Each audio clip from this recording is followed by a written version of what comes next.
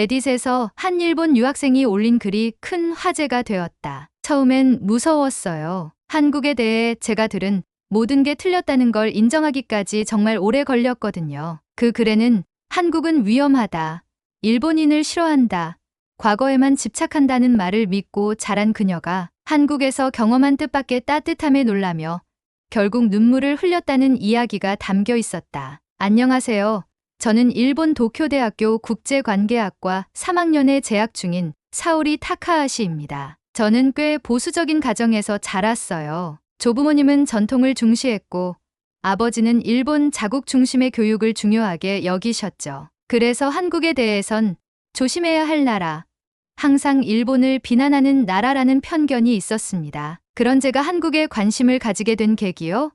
솔직히 말씀드리면 넷플릭스 때문이었어요. 친구가 추천해준 드라마 나의 해방일지를 보고 이상하게 마음이 끌렸어요. 그 안에 등장하는 평범한 사람들의 일상, 고요하지만 절절한 대사들. 무엇보다 배우들의 깊은 감정 연기에 완전히 매료되어 버렸습니다. 그렇게 드라마 속 한국에 점점 빠져들면서 현실의 한국은 과연 어떤 곳일까 궁금해졌죠. 마침 학교에서 진행하던 한일 문화 교류 프로그램에 참가하게 되었고 부모님의 심한 반대에도 불구하고 저는 생애 처음으로 한국 땅을 밟게 됩니다. 인천공항에 도착했을 때부터 저는 예상과 전혀 다른 풍경에 당황했어요. 공항은 세련됐고 사람들은 친절했으며 반일 감정은커녕 제게 웃으며 먼저 말을 걸어주는 분들도 있었거든요. 서울로 가는 리무진 버스를 타고 창밖을 바라보며 저는 조용히 생각했습니다. 내가 알고 있던 한국은 대체 뭐였을까? 서울에 도착한 첫날 밤, 저는 홍대 근처 작은 게스트하우스에 짐을 풀었습니다. 그날따라 밤 공기가 유난히 맑았고 거리에는 젊은이들이 삼삼오오 모여 웃으며 대화를 나누고 있었어요. 저는 핸드폰을 들고 주변을 구경하러 나갔습니다. 어둠 속에서도 반짝이는 간판들, 골목골목 숨겨진 감성 카페들. 무엇보다도 사람들의 자연스러운 친절함이 인상 깊었어요. 길을 헤매고 있던 저에게 다가온 한 중년 여성분은 서툰 영어로 도와드릴까요? 라고 물어봤고 저는 당황하면서도 홍익대학교가 어디예요? 라고 물었습니다. 그분은 방향을 설명하는 대신 직접 저를 데리고 10분 넘게 함께 걸어주셨어요. 여기 처음이시죠?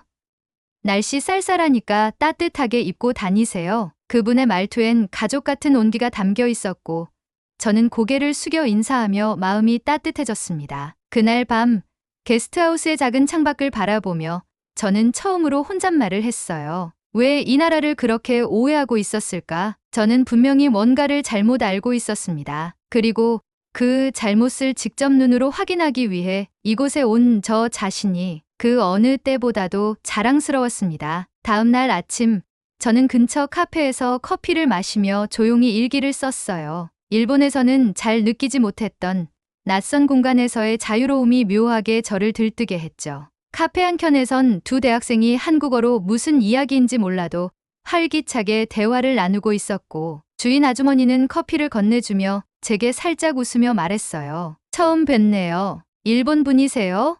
한국말 잘하시네요. 그 한마디에 저는 깜짝 놀랐어요. 제가 한 건 단지 감사합니다 정도였는데 그걸 그렇게 따뜻하게 받아주는 모습에 감동했거든요. 아주머니는 제가 혼자 여행 중이라고 하자 혼자 다니기엔 여긴 괜찮아요. 위험한 일 별로 없으니까 마음 편하게 다녀보세요. 그 말은 단순한 환대 이상의 위로였어요. 일본에서는 조심, 경계가 익숙했는데 이곳에서는 편안함이 더 먼저 다가왔습니다. 저는 그날 서대문형무소 역사관을 방문하기로 결심했습니다. 한국이라는 나라를 겉모습만 보고 판단하는 실수를 반복하지 않기 위해서요. 하지만 제가 그곳에서 마주하게 될 감정은 생각했던 것보다 훨씬 깊고 무거운 것이었습니다. 서대문형무소 역사관은 제가 상상했던 것보다 훨씬 조용했고 묘한 긴장감이 감돌았습니다. 붉은 벽돌로 지어진 그 건물 앞에 섰을 때 저는 괜히 숨을 깊게 들이쉬었어요. 일본인으로서 이곳에 서 있는 것이 맞을까? 죄책감 같은 무게가 저를 짓누르기 시작했습니다. 입구를 지나자 바로 독립운동가들의 사진과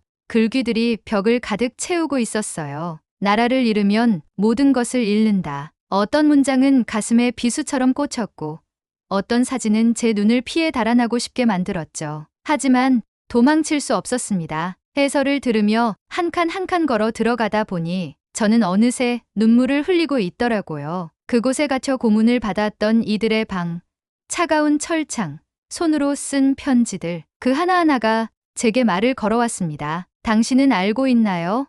우리가 어떤 마음으로 이곳에 있었는지. 관람을 마치고 역사관을 나오는 길, 저는 말없이 하늘을 바라봤습니다. 그날의 하늘은 너무 맑고 푸르러서 오히려 슬펐어요. 나는 단 한 번도 이 나라를 이해하려 하지 않았구나. 그 깨달음이 너무 늦은 건 아닐까 스스로가 부끄러웠습니다. 그날 이후 저는 달라졌습니다. 거리에서 마주치는 사람들의 눈빛, 따뜻한 인사 하나하나가 달리 느껴졌어요. 그들은 여전히 상처를 안고 있지만 그 안에서 살아가는 법을 배우고 있었고, 저는 그런 한국이 회복력에 깊은 감동을 받았습니다. 그 후 작은 책방에서 우연히 만난 서점 주인 아저씨와의 대화는 제게 또 다른 세계를 보여줬습니다. 그분은 조용한 목소리로 말했어요. 한국은 아픈 역사가 있지만 그래서 더 강해졌어요. 누군가를 미워하는 건 우리 방식이 아니에요. 우린 함께 앞으로 가야 하니까요. 그 말에 저는 고개를 끄덕였고 마음 깊은 곳에서 무언가가 무너지고 새로 세워지는 느낌이 들었습니다. 며칠 후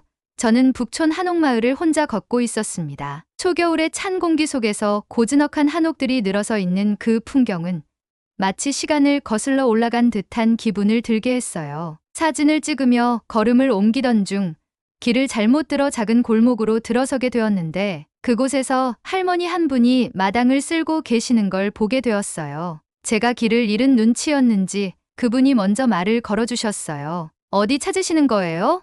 일본 분이세요? 저는 살짝 긴장하며 네, 북촌 전망대 가고 싶어요 라고 답했죠. 그러자 할머니는 환하게 웃으며 이 길로 올라가면 돼요. 내가 같이 가줄게요. 혼자 있으면 외롭잖아요 하며 천천히 함께 걸어주셨습니다. 가는 길 내내 할머니는 옛날 이야기와 손녀 얘기를 해주셨어요. 내 손녀도 일본 애니메이션 좋아해서 한참 배웠어요. 요즘 애들은 참 다 통하더라고. 그 말에 저도 모르게 웃음이 나왔고 우리는 언어보다 정서로 더 많이 통하고 있었던 것 같아요. 전망대에 도착한 뒤 저는 진심을 담아 인사를 했습니다. 정말 감사합니다. 한국은 정말 따뜻한 나라예요. 할머니는 제 손을 꼭 잡으며 말했어요. 그래요. 사람 사는 건 다 비슷해요. 미워하지 말고 마음으로 보세요. 그 짧은 시간, 저는 어쩌면 수년간 쌓아온 벽을 허물 수 있었던 것 같아요. 그 벽은 남과 나를 가르는 것이 아니라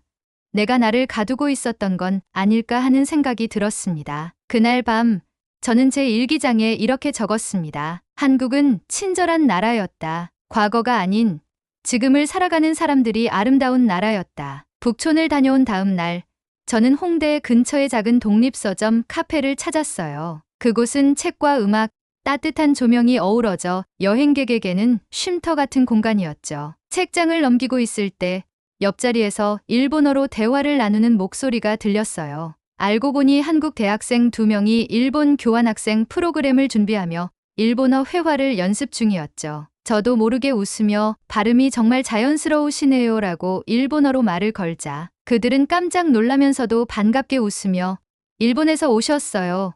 반가워요. 라며 자리를 같이 하자고 제안했어요. 우리는 카페에서 몇 시간 동안 다양한 얘기를 나눴습니다. 한국의 대학 생활, 문화 차이, 일본 음식에 대한 이야기, 그리고 한국과 일본이라는 주제까지. 특히 인상 깊었던 건 그들이 제게 이렇게 말했을 때였어요. 우리는 일본을 좋아해요. 다만 정치랑 사람은 다른 거니까. 우리는 친구잖아요. 그 말은 제 안에 무언가를 꺼내놓게 만들었습니다. 사실 저는 한국이 무서웠어요. 그리고 저희 부모님도 그렇게 말했어요. 조심하라고. 근데 제가 틀렸다는 걸 이제 알 것 같아요. 그 친구들은 제 손을 꼭 잡으며 말했어요. 와줘서 고마워요. 그렇게 생각해줘서 더 고마워요. 작고 조용한 카페 안에서 저는 정말 오래간만에 마음 깊은 대화를 나눈 것 같았습니다. 그 순간 저는 이곳이 낯선 나라가 아니라 마음이 닿는 곳이 될 수 있겠다고 느꼈어요. 사람은 국적이 아니라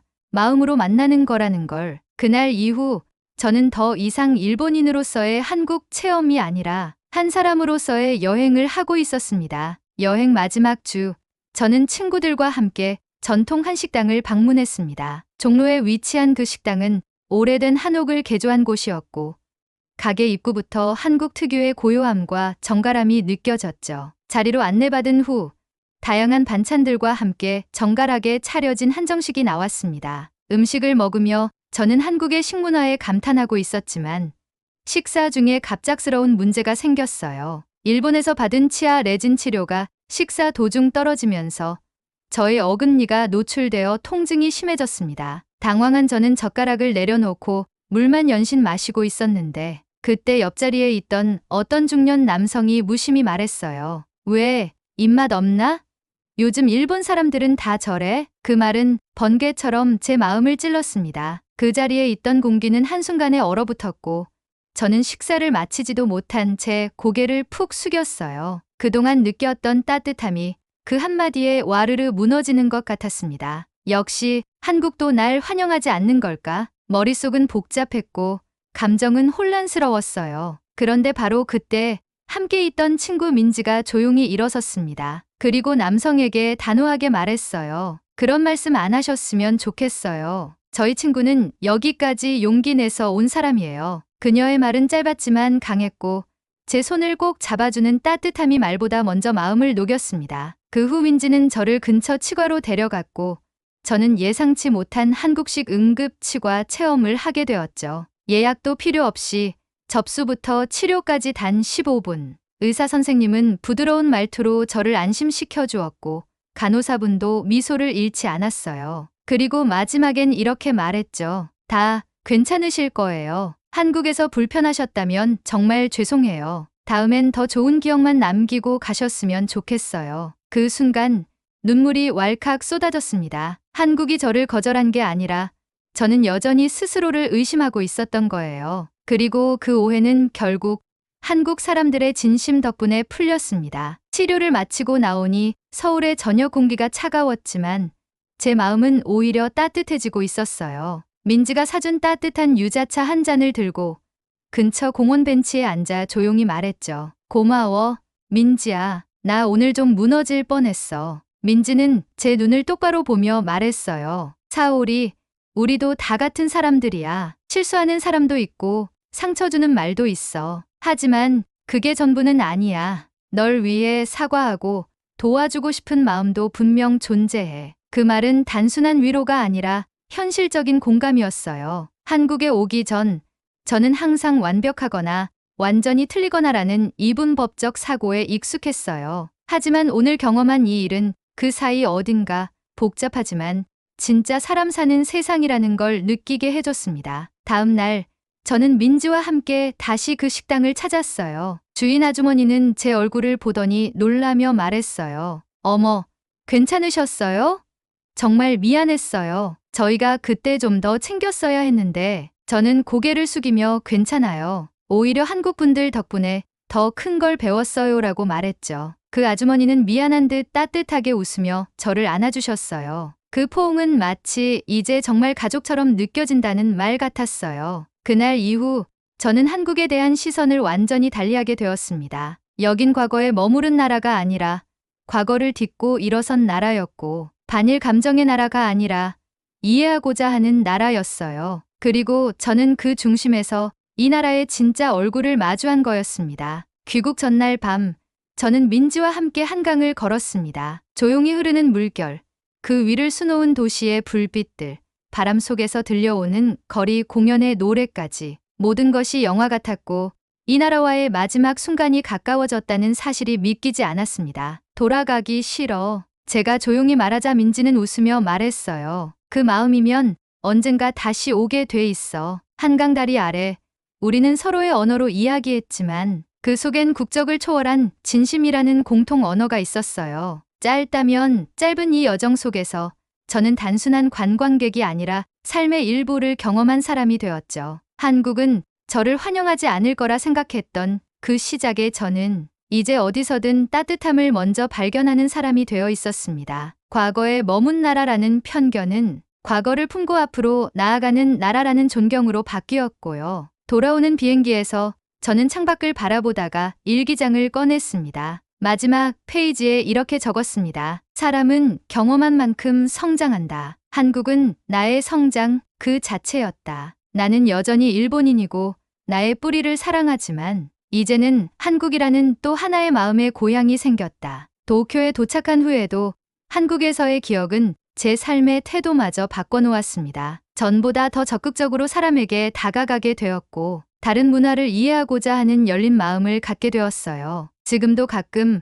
한국에서 함께했던 사람들과 메신저를 주고받으며 웃습니다. 민지는 여전히 저를 언니라고 부르고 할머니는 손편지를 사진으로 보내오시고 그 작은 서점 주인 아저씨는 요즘 읽은 책을 추천해 주십니다. 그 따뜻한 연결들은 지금도 제 마음을 밝혀줍니다. 안녕하세요. 저는 사오리 타카하시입니다. 그리고 이젠 말할 수 있어요. 나는 한국에서 사람을 만났고 사람을 통해 세상을 새롭게 알게 되었습니다. 한국은 제가 찾던 따뜻함이었고 앞으로도 평생 기억하고 싶은 용기의 이름입니다. 이 이야기를 보고 계신 여러분, 혹시 한국을 혹은 세상의 다른 문화를 두려워하고 계신가요? 그렇다면 한번 용기 내어 마음을 열어보세요. 그곳엔 생각보다 훨씬 많은 따뜻한 순간들이 기다리고 있을지도 모르니까요. 이 이야기가 여러분의 마음에 작은 울림이 되었다면 구독과 좋아요, 그리고 여러분만의 이야기도 댓글로 나눠주세요. 우리는 서로 다르지만 진심으로 연결될 수 있습니다.